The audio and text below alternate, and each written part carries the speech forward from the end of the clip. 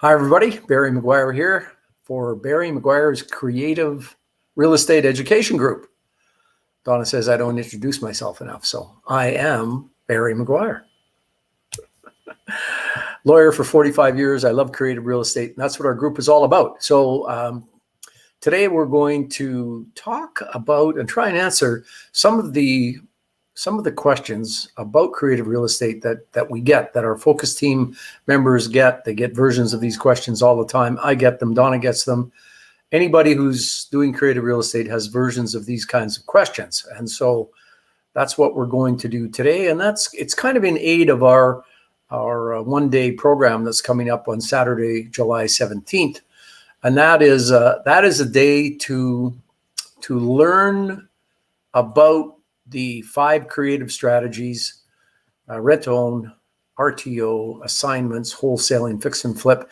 To learn what they are, not to learn about them and learn how to do them all, because that's a different focus workshop, but to learn just what the nuts and bolts of what those strategies are, why you would be interested in using them, and really how to recognize them. Because a key to success in creative real estate is if you understand the strategy itself, you will recognize the opportunity when it shows up and smacks you upside the head. So that's really we're aimed at getting people to get a bit of a flavor of what's going to happen on Friday, July 17th in our all-day event, where we have lots of focus team leaders helping us go through what those strategies are and answer a ton of questions. But this is just a taste of what's coming up. So today, helping us, we have the redoubtable Wayne Hillier, who's running the board in the background and looking like a pirate with his beard, or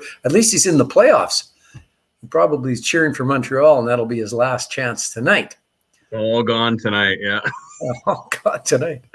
And we have Shaune Impey, Ace Mortgage Broker.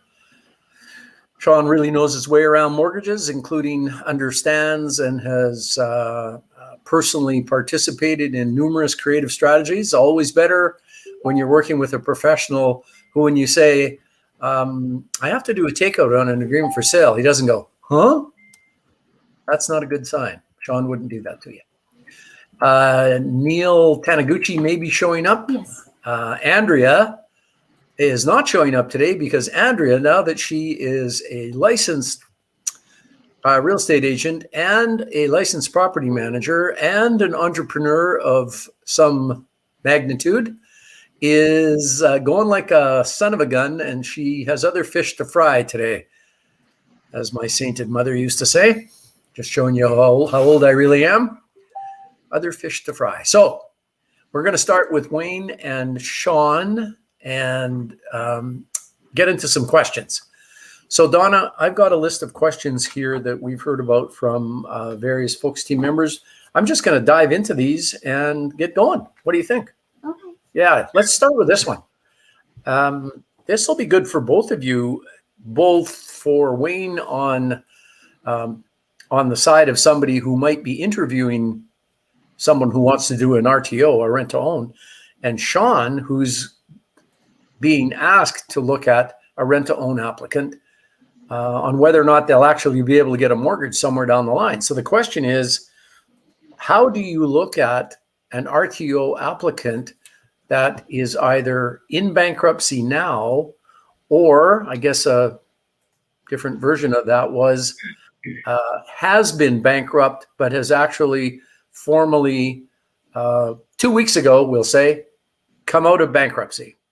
So let's start with Wayne to see how you talk to these folks just at the initial application stage before you might send them on to Shaune.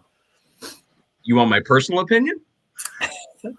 Well, I want to hear how you do it. I mean, you do rent to own. You've done it successfully. We all apply principles differently. And you know, you ask this question of all focus team members, they're not all going to answer it the same way. So yeah, personally, what do you say to such a person?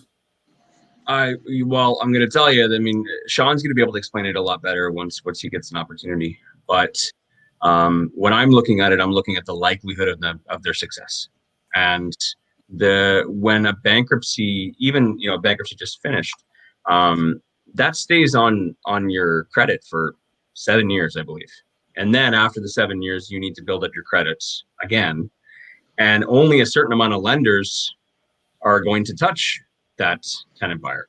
And the requirements that they have are not the same for someone who hasn't been in bankruptcy before. So the cards are stacked against them, and it's a much more difficult for someone to get a mortgage after bankruptcy, even if it's been discharged, removed from their credit, and they've got great credit score now.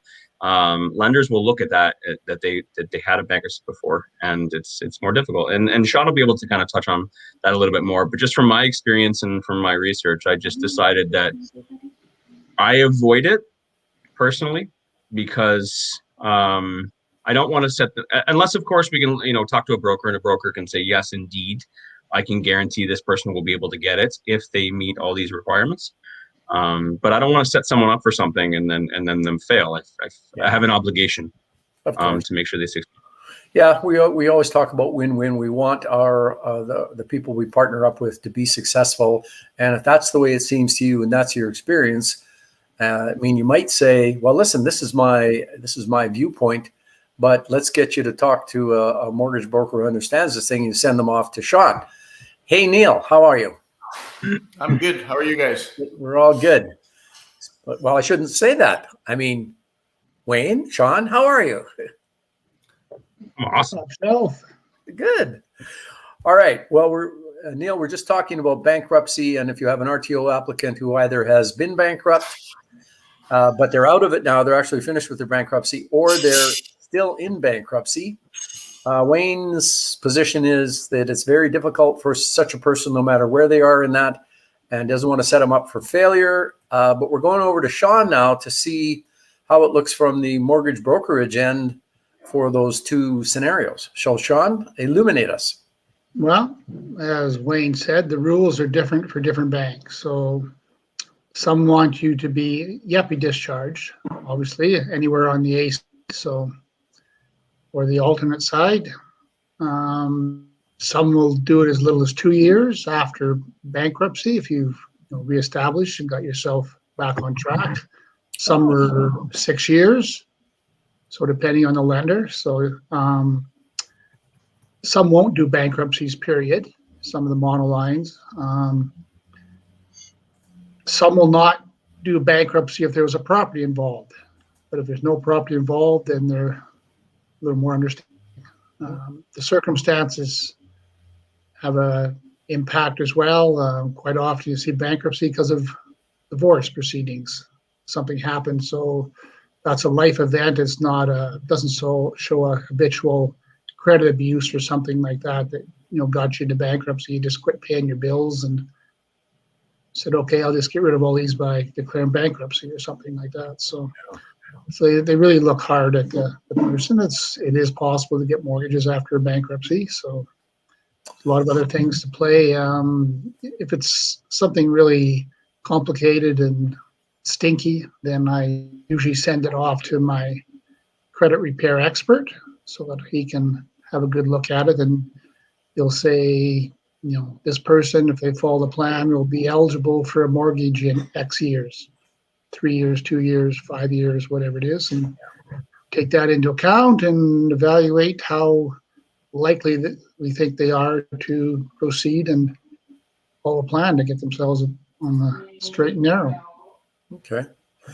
So that's that was great, Shaune. I didn't know that there were so many different lender perspectives on bankruptcy. So that was interesting to know that. Of course, lenders change policies, so you have to stay up on which lender is doing what at which time. So I know you do that. I also didn't know that it could be as little as 2 years if they're with an alternate lender. So if they're with one of the, am I using the right word, alternate lender, or what's the right word? B lender, alternate lender. B lender, alternate lender. Okay, so so folks probably understand that if you're borrowing from an alternate or a B lender, you likely have to pay a higher interest rate, but at least they'll look at you. Yeah. So and alternate rates today are what good A rates were 2 years ago. So there you go. All right, so there's some personal preference involved. Wayne's got a perspective on this, but it's not potentially not quite as gloomy as I thought it was for someone who say coming out of bankruptcy. There is a chance. To me, it sounds like there's a lot more kind of investigating to do and presentation of the borrower's perspective to do. A lot more digging into the background and deciding whether, as you said, it's a life event. Divorce, well, things happen. Versus somebody going, screw it, I'm not paying my bills anymore. I can get rid of it all if I file for bankruptcy, and then I'll carry on. So that's a different story. Neill, do you have any? The first question was, what do you do if you have an RTO applicant who is still in bankruptcy or someone who's just come out of bankruptcy? Do you touch them at all? Or do you investigate them? What do you do for those folks? A lot of those folks tend to be, I won't say all of our rent to own people are that way, but certainly they're what you would probably call our bread and butter. That with that 2 years after reestablishing credit after a discharge with no further lates, et cetera. And I was listening to Shaune, and I want to check with our mortgage broker that we use that I don't think she's putting them with a B lender. I think she's using A lenders, and we're seeing those deals happen, but I'll confirm that and maybe just update it in the group post later. I think that they qualify for normal rates as long as Shaune says, there wasn't a previous mortgage included, a mortgage included in the previous bankruptcy. When you get that, then a lot of times you won't have anyone who was willing to touch them. And if it's a high ratio one that say was with CMHC, it definitely doesn't go back to CMHC on the next one, because they have a very long memory that exceeds anything like 7 years that's credit bureau related. Yeah. We've taken on a fellow who we couldn't tell for sure, but our broker thought that perhaps he was a double banco. And I always thought that came back on the bureau and showed once you double jeopardy, it shows there forever, but it didn't. The short version of that was she was really going, man, I don't know if I can get this one done. It was a large bankruptcy. In which case, though, what made that one work is that he had $15,000 up front and was willing to pay us $1,500 a month in option credits. So he was building $18,000 a year in credits on top of his 15, and in 2.5 years, he would have $60,000 on a $400,000 purchase. So he would have been close to, at that point, getting perhaps, and we've explained it to him up front, saying it'll be a B lender type deal.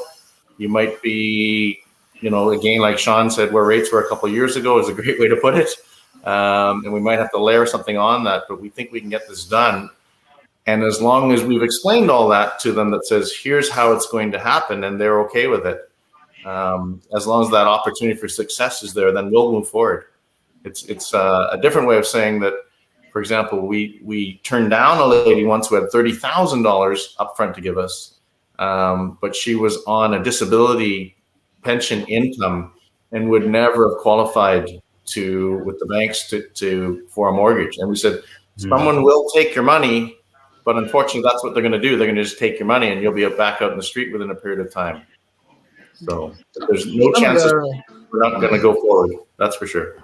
Some of the alternate lenders will even do less than 2 years. So it really depends on your score and what you've done. So more expensive, and higher loan or higher down payments, so lower loan to value, 75% range. Like that. So there's a wide variety. So bankrupts are not a write-off, in my opinion. So. Okay, so folks, this is really interesting, because what you're seeing here is what we've learned in our focus workshops, which is I show up with a bag full of legal theory and some paperwork, flap my gums for a while and tell you about how, this is from the legal perspective. And then we start getting into the practicalities, the realities of life by people who have done these deals and use these strategies. And, it didn't take doing one focus workshop before I discovered that what people do is they listen to what Donna and I teach, and then they put their own spin on whatever the strategy is, a spin that works, of course, you're looking to do successful deals, but they take and they put their own spin on the strategy for a way that suits them. And almost nobody applies the strategy the same way. They look at it and they poke at it and they work with their professionals like Shaune and who they are and how they can explain and what their risk tolerance is. And then they churn out their own little mini strategy. And as you listen to Wayne and to Neill, they've got quite different ways of looking at it, and they both do rent to own. So there you go. All right. Well, let's move on to another question. Let's move on to, well, since we're in the RTO, into the RTO mode, another question is, would you, if you had a suited property, would you exit with an RTO? And if you did, how would you set that up? Because, of course, you're only having one potential tenant buyer, but they have another suite. What are they going to do with the suite? And I guess if it was going to be a tenant first situation, would you allow your tenant to go and find a property that had a suite that they would rent out and get the revenue from, or presumably they would? So what's your perspective on RTO suited properties? Let's start with Neill this time. I'm just going to come off mute and say, is there a lot of background noise here? Because the shop back running, we're in the middle of renovation right now in the property we're in right now. So maybe you go first. Can you hear me okay? Yeah. Okay, if you can hear me okay, I'll keep going. We have done one rent to own with a suited property. And the way that we looked at it every time we have that opportunity is we suggest to the tenant that we would want to be involved in helping them vet whoever, if they want to live downstairs and rent out the upstairs or the other way around, whichever one it is, we want to be actively involved in helping train them to be landlords, unless it's someone who can show us that they already have the ability to grab those reins and run with it. Again, to help them in that success as an amateur landlord, just trying it out of the chute, I think is not helpful. And again, I'm a control freak, so we would want to do it that way, where we're going to say to them, yes, by all means, you can rent to Bob and Betty, but let's help you select who they are. And so our rent with them would involve the whole of the property, and they would be subletting that to those other folks. Would probably be how the lease would get set up in our head if we went ahead that way. And then to answer your question about would you do a tenant first, I don't think that changed anything other than, like with every single tenant first deal, you as the landlord want to vet the property before you say yes. You get the right to approve every single property before the deal gets done, so to speak. Yeah. Okay. Wayne, what about you? Completely agree with Neill. I'm a control freak as well. Control freak's not negative, is it? No. We care. We care. We care about not only about our investment, but we care about the success of the deal as well. It has to be win-win. Detail oriented. There we go. It's like I said, it's two sides. One is that, we want our investment to be safe and we want it to succeed for our financial reasons. And then as well, we want to make sure that our tenant buyers succeed as well. And if you give, like Neill said, them the opportunity to pick their own tenants, they don't have experience like we do to properly screen. And if something was to happen with the person that they are subletting to, essentially, they're still responsible for it. And what you don't want is them to get someone in there, and I hate saying this, that trash the place, and then they just walk away from it because it's too bad, and then you inherit that problem. It's not renting to own. It's rent to own is lease option. It's a lease with an option. So you are renting it to someone with an option to purchase it, and there is a lease portion of that they are obligated to fulfill. And I want to make sure that the person that is in there is the one that I approved, and not some other person in that house that could potentially be not fulfilling the obligations of that lease that I have with my tenant buyer. If that makes sense. So I don't. I've looked at it, weighed the pros and cons. Not interested. Shaune, what about, is there any coaching from the brokerage end of things on somebody showing up with a suited property? I mean, you're probably, yeah, I'll just let you answer. Any Well, issues from your end? Just weigh in on a little bit of what Neill and Wayne said there.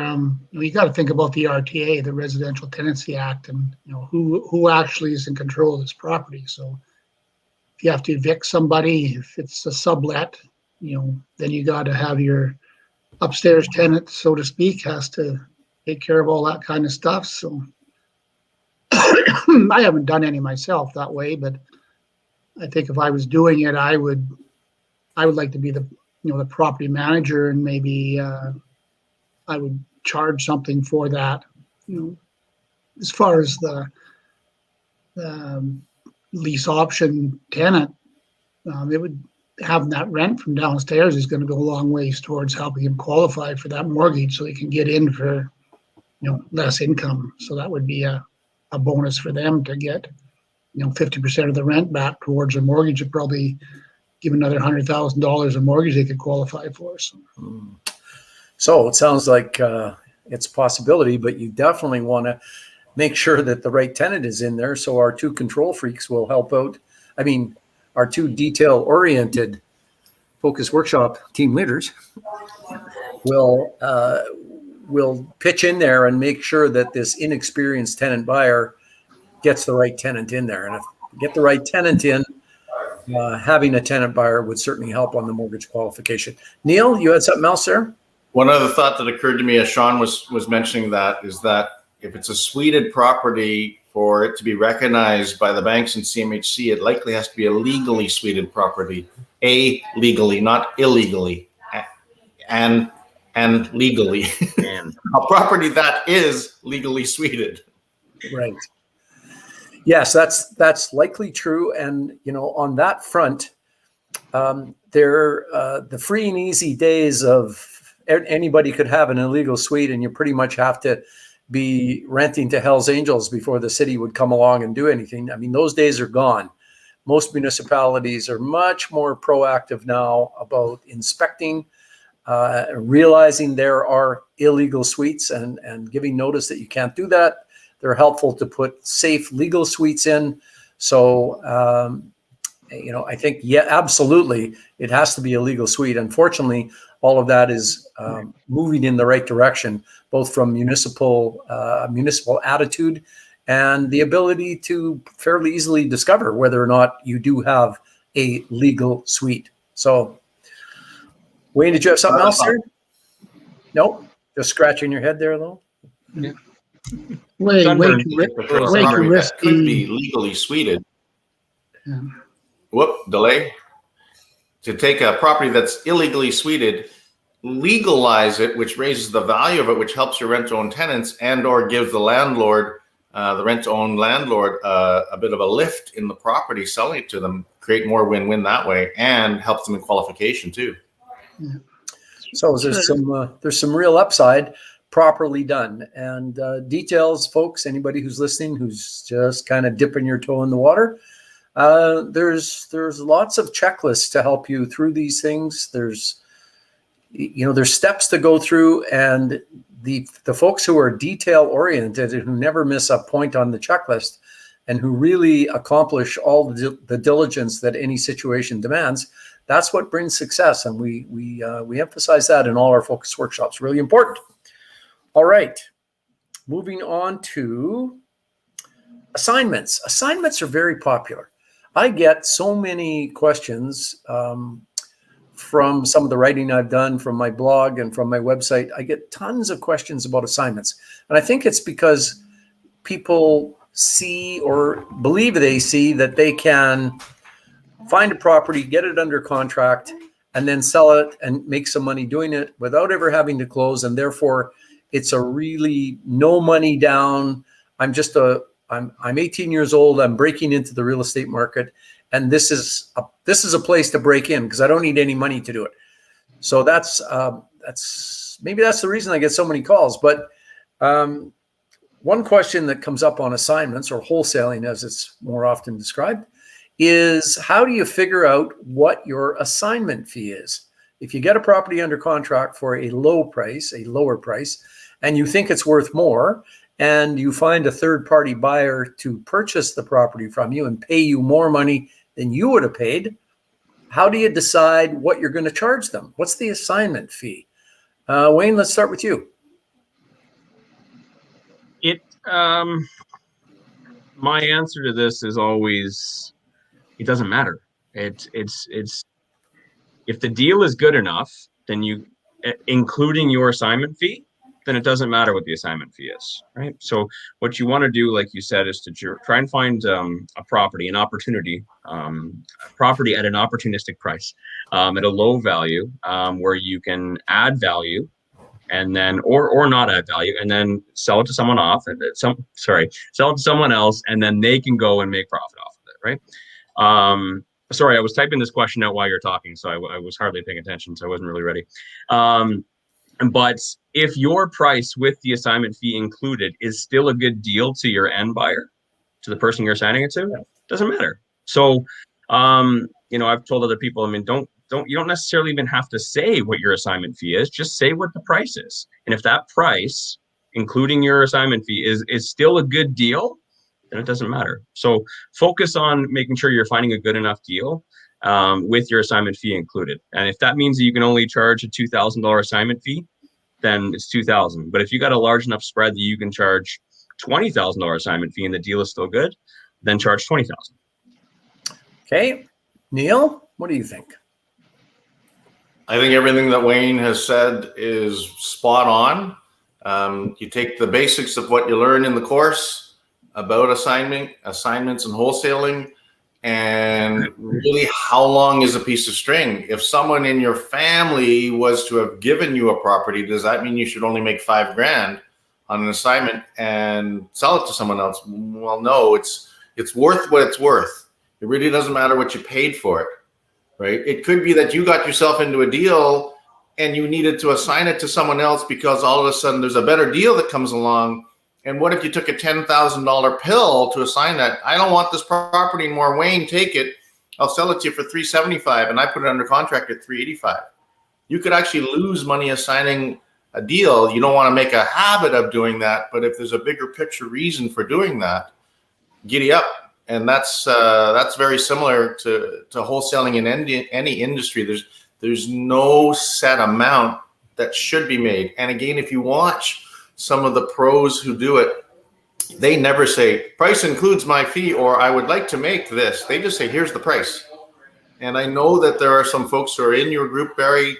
They've been on your stage and talked at some of these events. There's been 80 and 90,000 type profits made on assignment, and not in a rising market. I'm talking in the flat days of Alberta. Yeah. Yes. So there you go, folks. The property is worth what it's worth. You don't have to. Doesn't matter what you pay for it. Does not matter one bit. Yeah, doesn't matter one bit.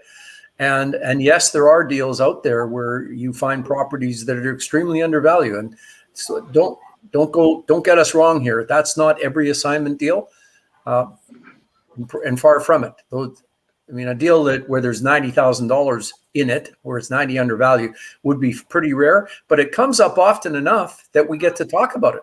Wayne, is that a pen up?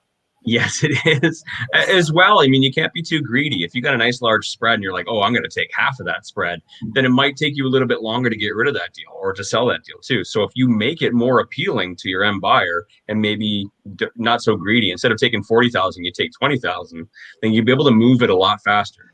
Because once you get into wholesaling, you're going to learn this very quickly. The only thing that's you think that the most difficult part is finding the deal at a discount, and then you get it under contract and you got 2 weeks to assign it and nobody wants to buy it. Now that's scary because you just worked weeks getting this amazing deal and you're like, how come nobody wants it?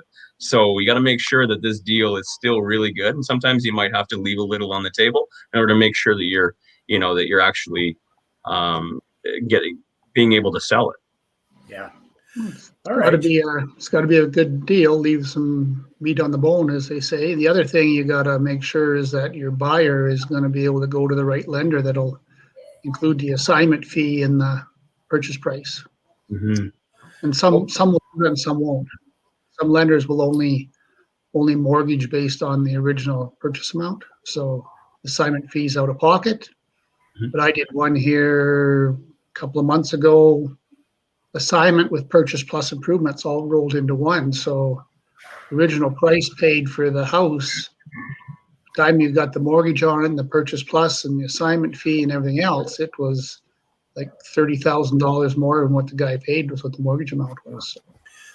Now, Shaune, is that common enough that people should think that they can do those kinds of deals? I mean, I've always kind of operated under the assumption that most lenders will only operate or will only finance based on, the original purchase price. But it sounds like there's some room in there.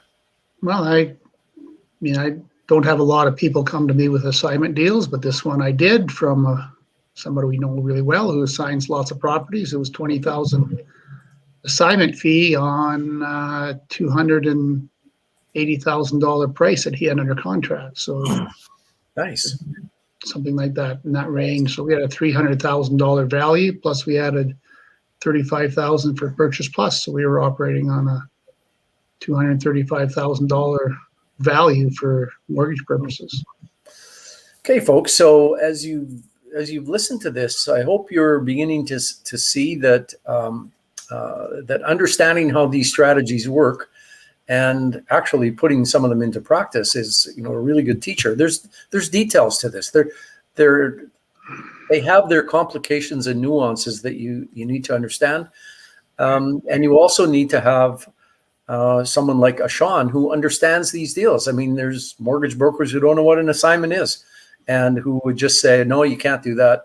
You can only finance based on the original purchase price, which obviously is not true. So having the right people on your team as you move into setting up your own creative real estate business is ultra important. You just can't go get the generic, plain vanilla realtor or lawyer or mortgage broker on the corner, because that'll be disastrous for you.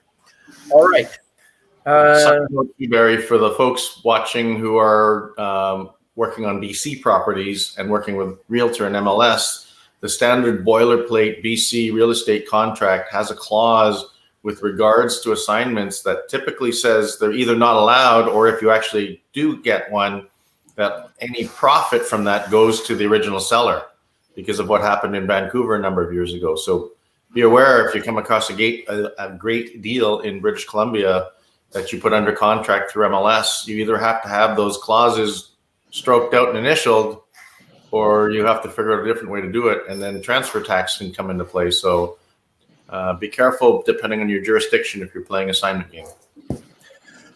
Yes, and just to expand on that a wee bit, Neill, that's good coaching. It's something we go into in a bit more detail when we teach assignments. But generally speaking, as much as the notion of the assignment or wholesaling strategy is a well understood strategy across Canada, the provincial rules and these deals are governed by the individual provinces are different. So British Columbia had their difficulties, and Neill has said you have to watch for clauses in the standard multiple listing service, the MLS contract, that forbid or limit your ability to assign things. You move next door to Alberta, and we have legislation here that says any purchase contract is assignable. So the contract might say you can't assign this, but it can't override the legislation. So Alberta is completely opposite to BC, and other provinces across the country have their own differing assignment rules. So you have to know what's going on locally. All right. Next up. So now here's a kind of this is maybe a little bit more of a complicated question, especially for folks who haven't delved into this too much. But the question is, when you're doing an assignment deal, do you use a double close or the assignment style? Neill, I'll let you start with that one. We have only been on the purchase side of assignments, quite frankly, Barry. And in both cases, it was the original contract that was assigned to us, not a, what do they call it, simultaneous closing, or there's the other term for it that I can't think of right now. Tell you, what's the word? Double close. Simultaneous, double close, and there's some other. Yeah, the not so legal term. The American phrase that's escaping me, but I'll think about it. Skip transfer. Skip transfer. There you go. Yes, skip transfer.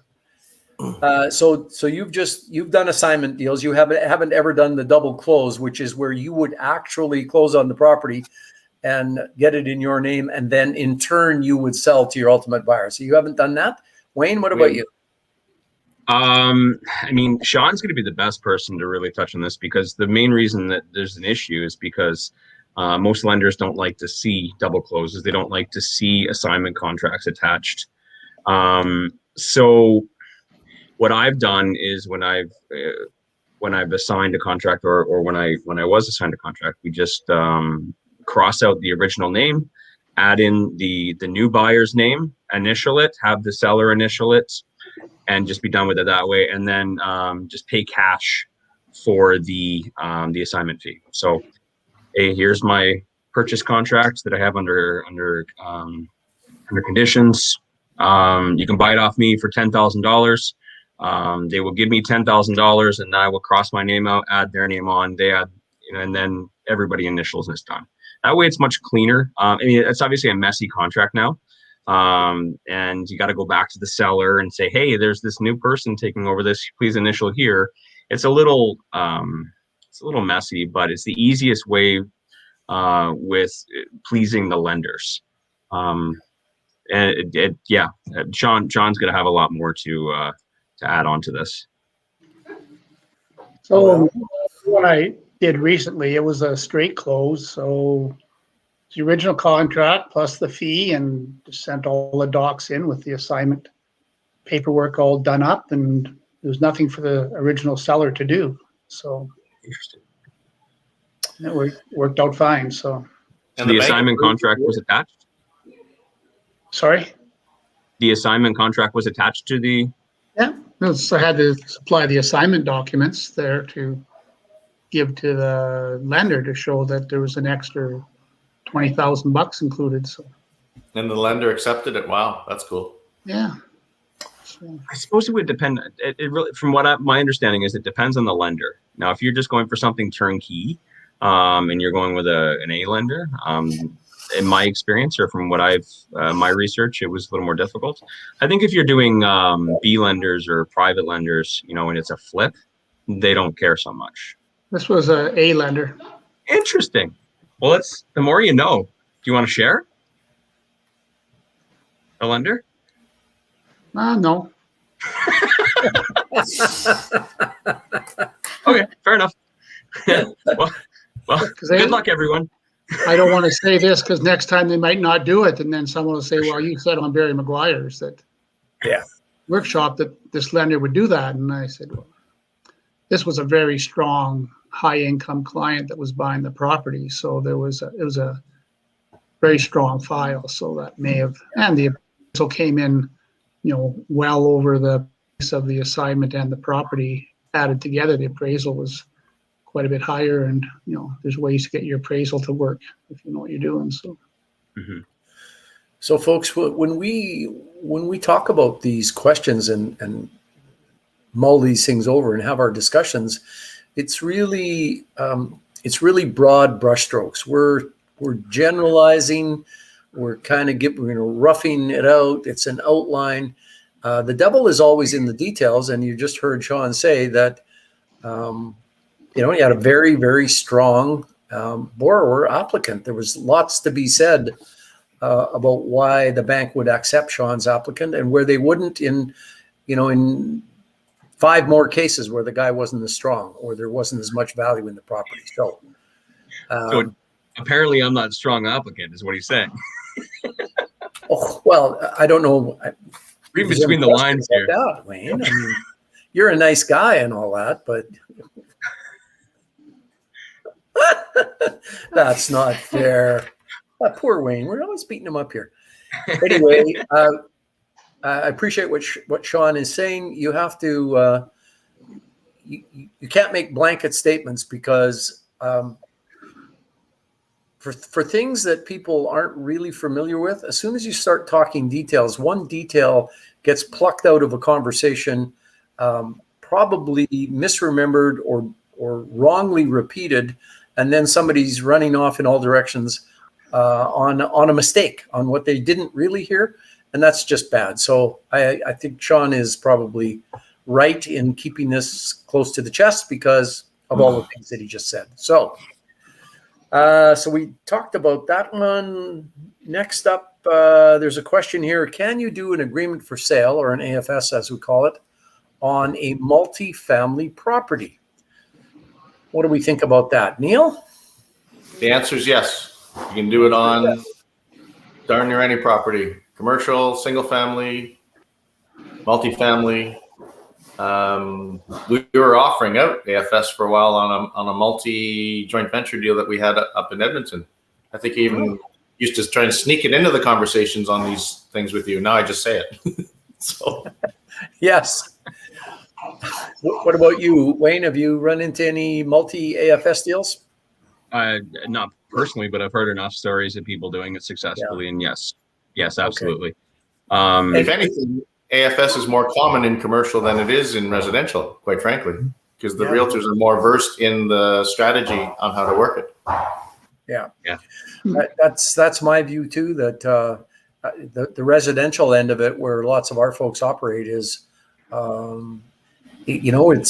making inroads into that market using the AFS strategy, but really it is far more common on the commercial end of things and on the agricultural end of things. There's many a farm is sold through an agreement for sale. So the answer is yes, you can use an AFS in a multifamily deal, a commercial deal, agricultural deal.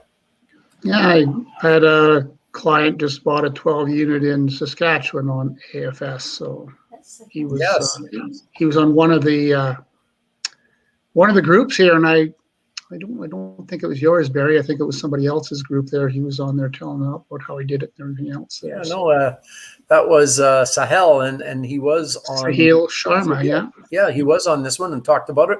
And really, my experience is Saskatchewan is the province where people know the most about AFS deals. You can actually go into a real estate group there and say, so what do you guys think of agreements for sale?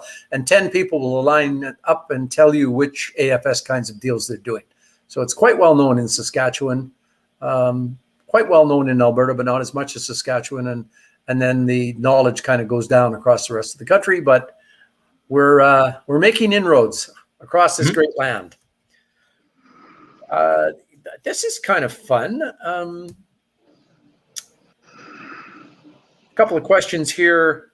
What was your biggest creative success and your biggest learning experience? So I don't know which one should go first. Let's go with biggest learning, because that's maybe happening more at the beginning, or maybe not. Wayne, what's your think of a scenario? Want to skip while I just finish typing this? Sure. Neill, give us one of your, I know you've done lots of deals over the years and you've learned lots in lots of deals, but maybe give us one where you learned a lot, and it doesn't have to be necessarily good or bad. Just what did you learn? I'm trying to think about the learned a lot one. I'll go with can we start with the other one first and come back to it? Yeah, the biggest creative success. If you define success in time, we actually bought a property under AFS, put a rent-to-own tenant in place into it.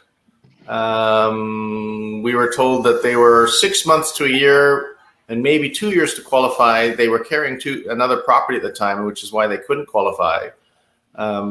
It was a casual conversation with the bank that we had, with our particular bank, where the AFS seller's mortgage was held. So the existing property's mortgage was with our branch. And they said, well, why don't we look at it?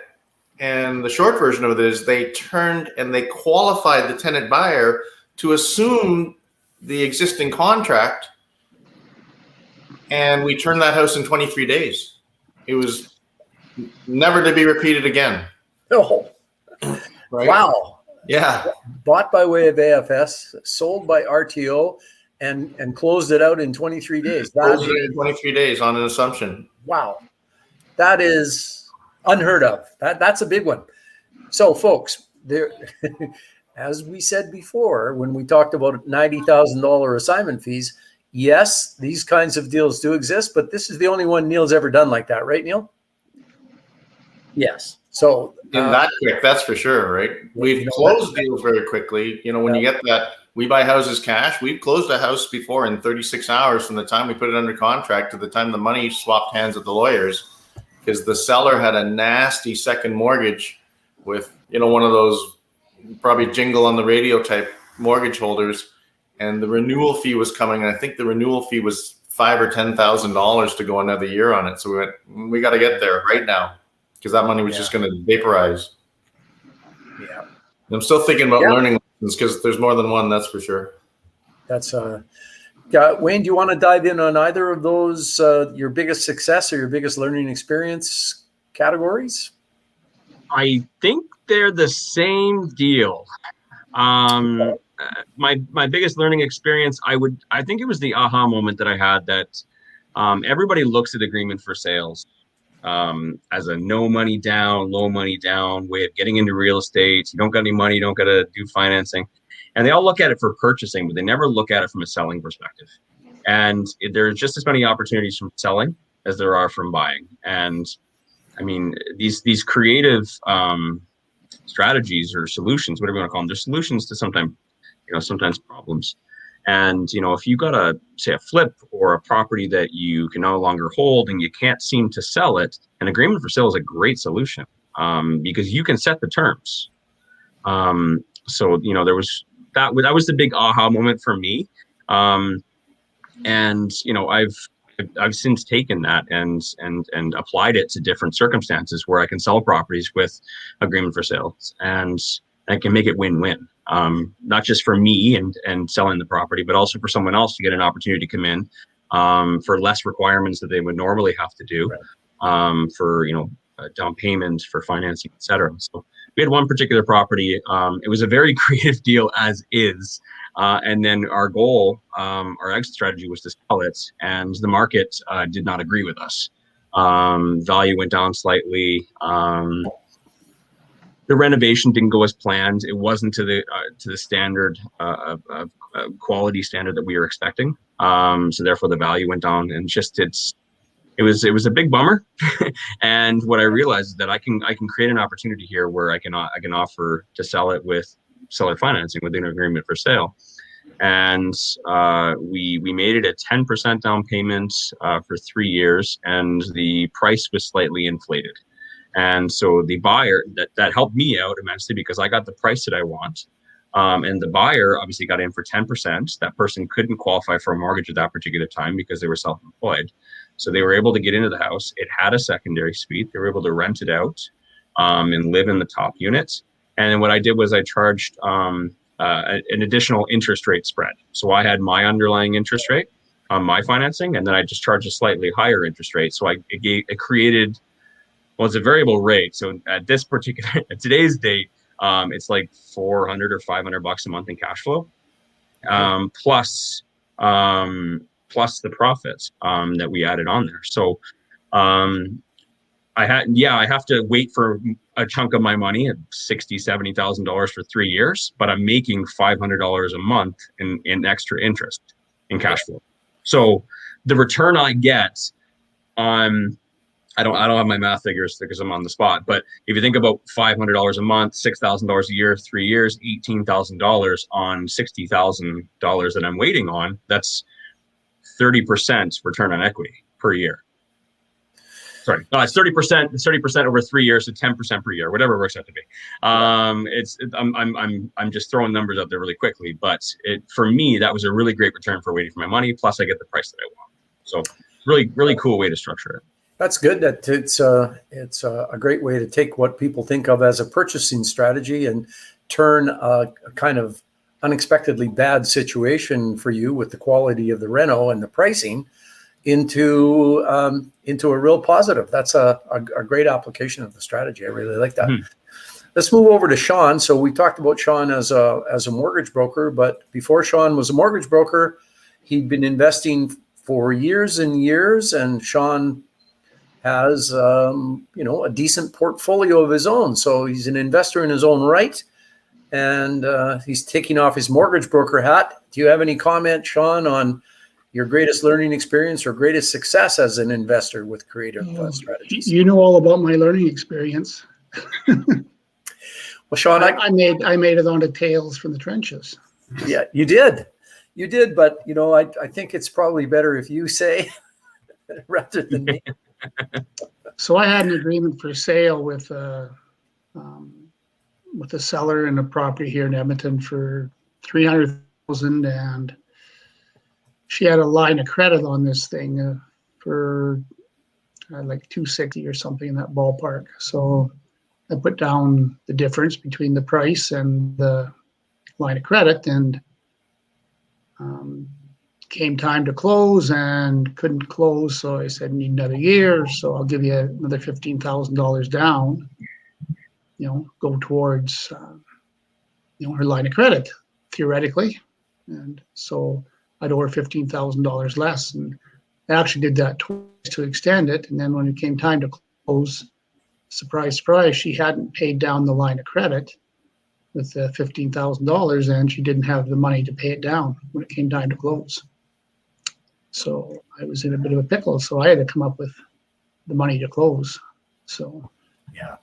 But I still own that property to this day and renting it out for $1,600 and some dollars. So it's, it was still not a bad price that I paid, but she still owes me $30,000. So the lesson there, folks, is that if you're going to make a pay down on your agreement for sale, in this case, Shaune paid $15,000 to get an extension of his agreement for sale because financing wasn't working. If you're going to pay money to get an extension, you have to make sure that money gets applied against the underlying financing, or it doesn't get reduced. And when it's payout time, you've got a $30,000 spread that you weren't expecting. So that was a good lesson. It was a good lesson. So I did another agreement for sale in Sylvan Lake for six houses or 6 properties, 3 side-by-side duplexes, and put some money down, and came time to finance them, and they were all with a lender in Red Deer, all 6, all mortgages. So I walked in, talked to the bank branch manager, and said, this guy's he's selling these properties to me, and you sure don't want to lose the business to him. And he says, oh no. So why don't we just roll them over into your name? So I got six mortgages with one bank, and that would not happen today because they have limits on the number of rentals and stuff they can have with it. But and this was old school. He's retired now, but he was an old school banker. He knew exactly what agreement for sale was and everything else. So it went very smoothly. He just told his mortgage person in the bank how to do it up and get her signed off, and away we go. So that was the easiest financing you've ever done on actually. Well before my mortgage broker days, and still own those properties, still renting them out. So good. And what's the market like in Sylvan Lake? Is it fairly easy to rent there and decent market? I know my manager looks after it, so it seems to be pretty good. So all right. Okay. Neill, going to come back to you. Do you have another story for us from your wealth of stories? Lessons learned, yes. It was like, oh yeah, that's the one. Typical agreement for sale, bought the house for more or less the debt. So that, again, the teachings in the course about buying a house with no cash, no credit are real. They can happen as long as you come to the course and learn how to put those tools in your belt, so to speak. Where that one went off the rails was the seller, a short time later, declared bankruptcy and claimed the house as an asset and the mortgage as a debt. And so the trustee came knocking going, what's going on here? And we were fortunate in that at the time, mathematically the house was underwater. So the trustee went, there's no equity for me here anyways. We hired a bankruptcy specialist lawyer to get that done. So it cost us, from memory, about $2,500 in legal fees. And we made the trustee go away by just giving them something so they could say they got something for their creditors to give us a release on the property. And so we learned out of that one, which I think is now rolled into part of the teachings in your course, Barry, that any property that we do an agreement for sale on, the seller actually signs a document for us to give us a second mortgage back on the property, where we become the mortgage grantor, even though they're not getting the money. That basically sinks that property so far underwater that if a bankruptcy were to ever occur again, that there's no equity for a trustee, even though, and again, I think the wording changed at the lawyer level to suggest that beneficial owners right in there, written right in so that we could argue that. But again, do trustees necessarily understand it at that level? Yeah. So, but they understand a property underwater very quickly. Yeah. Yeah. They're just looking for for learning from the early days. All right, folks, we're almost at the end of our hour. Wayne, have we got any questions that we need to answer that you want to pop up so I can read them? There is a few, but there was a question that was in the group earlier today that Adam asked, and I told him that I would I'd make note of it and discuss it. He had asked about creative financing or agreement for sales on recreational properties. So he was curious whether this is something that anyone has experience in. Is it an easy thing to do? Are there opportunities for doing agreement for sales on recreational properties? You know, I don't think I've ever had a client who did an agreement for sale on a recreational property, but theoretically, there is no reason why you can't find a seller. I mean, Adam wants to buy recreational properties and maybe do some short-term rentals, I think. So there's no theoretical reason why the agreement for sale strategy can't apply to a recreational property as much as it would to a standard residential property or a multi or agricultural. The principles should be the same. I've never run across one. How about you, Neill or Shaune? Neill? I have not seen one, but again, you're right. The concept exists, so it's possible. We just haven't. It's not something we've really looked for, quite frankly. Yeah. My comment would be if someone has mortgaged it already, you know, TD does cottages and stuff like that. If it's already got a mortgage on it, then you know someone's going to lend on it. So that would always be your fear of any quirky type of property that, you know, can you get a mortgage on it? And if you check title and find out who lent on it previously, then good chance you can get a mortgage from the same lenders. Yeah. It might be fairly easy to negotiate an AFS on a recreational property where maybe values have fallen and the seller wants a price. So you might be able to get one, but you got to be able to pay for it sooner or later. So the kind of research that Shaune just talked about is important. Are you going to be able to get a takeout mortgage? Yeah, if there's one on title, better chance. Anyway, there's research to be done, but theoretically, you should be able to do it. Yeah. So hopefully that's Adam's question answered. What else do we have, Wayne? Well, I was just going to say as well in regards to that, one of Adam's big things was the difficulty of getting financing for recreational properties as an investment property. You know, you got to put 35% down. It's very hard to find financing. So he wanted to utilize agreement for sales because then he wouldn't have to put so much money down. But like you said, Barry, like if you think about opportunities and the market, a lot of recreational properties are bought as investment properties, short-term rentals, that kind of stuff. And because of everything that's happened over the last 18 months with COVID-19, there hasn't been as many short-term rentals, especially last year. So you can imagine there's a lot of people that are holding properties and they're having to make payments on them. And their personal income has been affected as well. So like all these payments, when they're normally expecting all this short-term rental money coming in from cottage, season and summer season and boating season, and then there's no money, I haven't looked personally, but I can imagine that the values of cottages and cabins have probably gone down significantly because of the fact that everybody's trying to get rid of them quickly, right? Trying to offload them. And that creates an opportunity. If people are desperate and they need to get rid of it, they're more likely to be doing seller financing options like this because they want to stop the bleeding, right? Mhm. So I know personally, not a lot of people look into that kind of stuff because recreational properties it's just like buying short-term rentals, in city, Airbnb. It's not as consistent and safe as a long-term rental, but I'd say there's tons of opportunities to get in low money down seller financing deals, AFSs with cottages. There's another field to look at. Well, But this scares the crap out of me, so I wouldn't do it. Me either. No, Me either, but we have to let these guys go on tight, but we'll do another Q&A.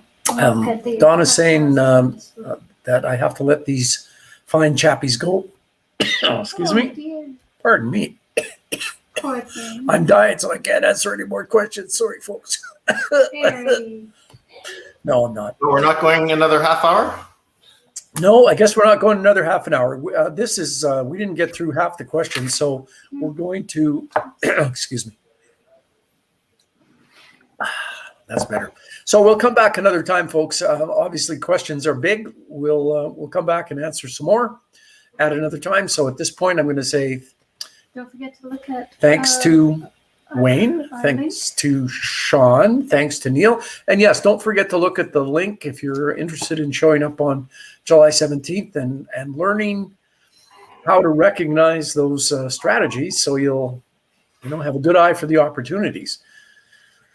Anything else, Donna? No, that's all. No. All right, chappies. Good night, all. See you guys. Thanks. Good Take night. care. Thanks again.